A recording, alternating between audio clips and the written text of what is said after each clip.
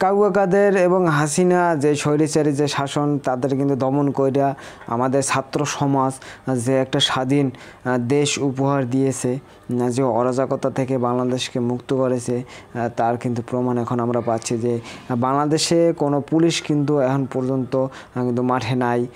এই পরে দেখেন যে বাংলাদেশ এটা বিশৃঙ্খল অবস্থার কিন্তু সৃষ্টি হয়েছিল। এই মুহূর্তে কিন্তু বাংলাদেশে যত ছাত্ররা আছে এরা কিন্তু মাঠে নামেই কিন্তু বাংলাদেশেরই উপকার করতেছে, বাংলাদেশকে ক্লিন করতেছে, আর কেউ নাই।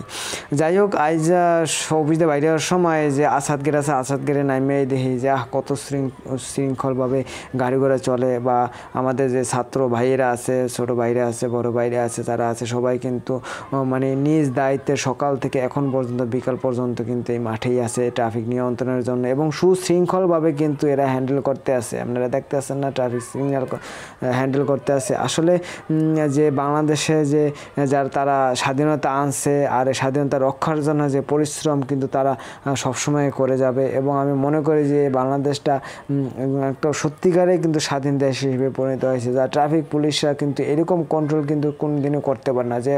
যে সড়ক আন্দোলনের সময় যে একবার দেখছি যে কত সুন্দর পরিকল্পিতভাবে যে গাড়ি ঘোড়া চলতো, নিয়ন্ত্রণ করতো, কিন্তু এইবারে বাংলাদেশে টোটাল বাংলাদেশের কিন্তু একটা পরিবর্তনেই দেখা যাচ্ছে, যে গাড়ি ঘোড়া যে বিভিন্ন লেন দিয়ে চলা, কীভাবে চলতে হয়, সব কিছু তারা কিন্তু পরিবর্তন করতেছে, একদম কন্ট্রোল করতে আছে। কোনো ঝগড়া নাই, জারি নাই, কোনো কিছু নাই, সবাই কিন্তু নিয়মতান্ত্রিকই কিন্তু চলতে আছে। কারো যদি হেলমেট না থাকে বা এনসি কার্ডটা যদি না থাকে, সেগুলো কিন্তু চেক করে তাদেরকে উপদেশ দিয়ে তারা কিন্তু গাড়িগুলো পাঠাই দিতেছে। তো এগুলো দেখার জন্যই কিন্তু মানে জনগণ এত বছর মানে অপেক্ষা করছিল, কিন্তু এই সম্পূর্ণ আপনারা কিন্তু দেখতে পাইতেছেন যে জনগণ যা দেখতে চাইছে, যে কিন্তু এই ছাত্র সমাজ কিন্তু আমাকেও কিন্তু এই উপহারই দিয়েছে।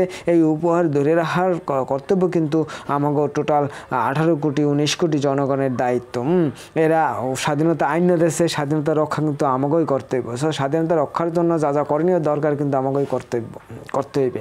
যাই হোক, যে জনগণ যারা আছেন বা আপনারা দর্শক যারা আছেন, যে যেখান থেকেই আছেন, যেভাবেই আছেন, এই মুহূর্তে দেশের জন্য আপনারা কিছুটা কষ্ট করুন, বা দেশের জন্য কিছুটা মানে কীভাবে শান্তি আনা যায়, ফিরিয়ে আনা যায়, এর চেষ্টা করেন। আশা করি 2-3 দিন বা 4 দিন 5 দিনের ভিতরে কিন্তু দেশ আবার একটা স্বাভাবিক পর্যায়ে ফিরে আসবে। আইনশৃঙ্খলা বাহিনী যারা আছে তারা কিন্তু নেমে আসবে, এত ছাত্রদের কিন্তু কষ্ট করা লাগবে না।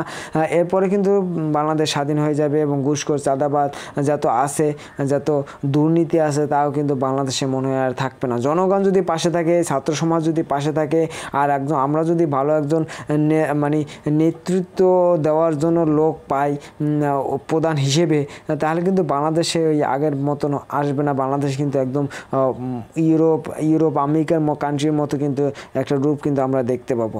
যাই হোক, যেভাবে আছেন ভালো আছেন, সবাই ভালো থাকবেন।